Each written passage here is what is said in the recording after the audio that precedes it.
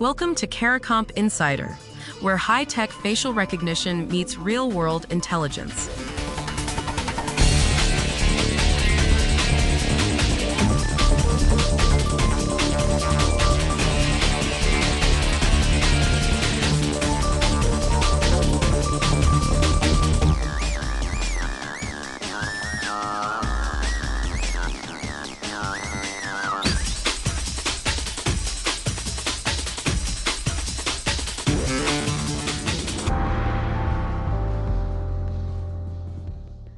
A dating app asks you to hold up your driver's license, then take a video selfie. An algorithm compares your face to the photo on that ID in seconds. That same technology, the exact same kind of one-to-one facial match, is what the federal government now uses to decide whether you can access your benefits. If you've ever swiped right, filed for government assistance, or just uploaded a selfie, this story is already about you. Your face is quietly becoming a password for dating, for taxes, for proving you're old enough to see certain content online. And nobody held a public debate about whether that was a good idea.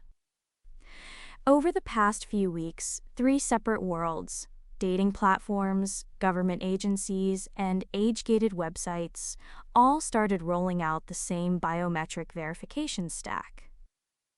Major dating apps like Tinder, Bumble, and Hinge now ask users to scan a government ID and then record a video selfie so software can confirm the person behind the profile is real.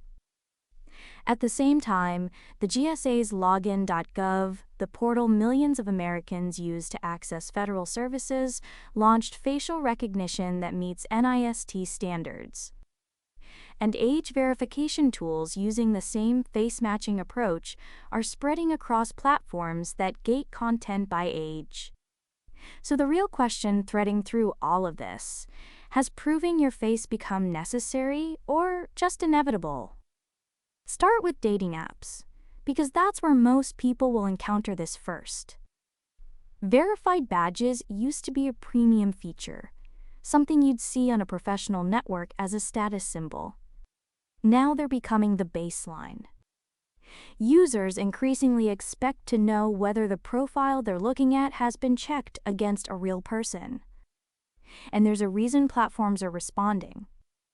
According to recent survey data, about 4 out of 5 U.S. college students aren't using dating apps at all. Nearly half of them say safety is the top reason they stay away. Most people who do use these apps report running into catfishers or bots trying to pull financial scams. So from the platform's perspective, facial verification isn't paranoia. It's a fix for a trust problem that's driving users away. But what does that verification actually involve? The technology works in what's called one-to-one matching. That means the system takes your live selfie and compares it against the single photo on the ID you just scanned. It's confirming you are who you claim to be. That's different from one-to-many matching, where a system searches an entire database to figure out if your face appears anywhere in it. One-to-one is a locked door with your key. One-to-many is a searchlight sweeping a crowd. The distinction matters because the dating apps and Login.gov are using the locked door version. But once the infrastructure exists, the temptation to widen the beam is always there. And that infrastructure is expanding fast on the government side. According to a May 2026 Congressional Research Service report, federal agencies including Customs and Border Protection and ICE are deploying facial recognition, and there is no comprehensive federal law governing how they use it, how long they keep the data, or what oversight applies.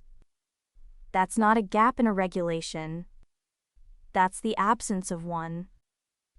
The current administration has been expanding biometric surveillance across federal agencies while simultaneously pulling back the internal oversight mechanisms that were supposed to check that expansion. For investigators and compliance officers, that creates a patchwork where the rules depend entirely on which agency you're dealing with and which state you're in.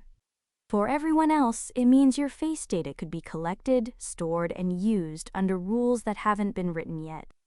The industry's best practice right now is multi-layer verification, combining document checks, biometric matching, liveness detection to make sure you're not holding up a photo of a photo, and ongoing behavioral monitoring after you're in. Each layer adds friction. And every additional step in an onboarding process increases the chance a real user gives up and walks away. Platforms are trying to thread a needle, create just enough friction to stop fraudsters without driving away the genuine people they want to keep. What counts as just enough is a decision the platforms are making for you, not with you. The privacy concerns aren't abstract either. Facial recognition systems raise documented questions about fairness across demographics, about what happens when biometric data gets breached, and about the legal uncertainty of operating in a space with almost no federal guardrails. When a dating app holds a copy of your government ID and a video of your face, that's a dataset worth stealing. And unlike a password, you can't reset your face. The pattern everyone's missing is what you might call default creep. Federal agencies adopted facial matching for high-stakes identity verification, benefits, border security, law enforcement. That gave the technology a stamp of authority. And now consumer platforms are borrowing that authority to justify deploying the same tools for things like dating profiles without anyone publicly debating whether a selfie to ID match is truly necessary for swiping right, or whether it's just convenience for platforms dressed up as security for users. 3 different worlds: dating, government services, and age-gated platforms, all landed on the same answer at the same time. Your face is the key. The technology works in a narrow, specific way right now, but the rules around it haven't caught up, and the infrastructure is already built. Whether you're verifying your identity to access benefits or just trying to prove you're a real person on a dating app, the same question applies to you. Where does your tolerance for handing over your face actually end? The written version goes deeper. Links below. Now you know something most people in this industry don't. Use it. And when you're ready to put it to work, Caracomp.com. We'll see you tomorrow.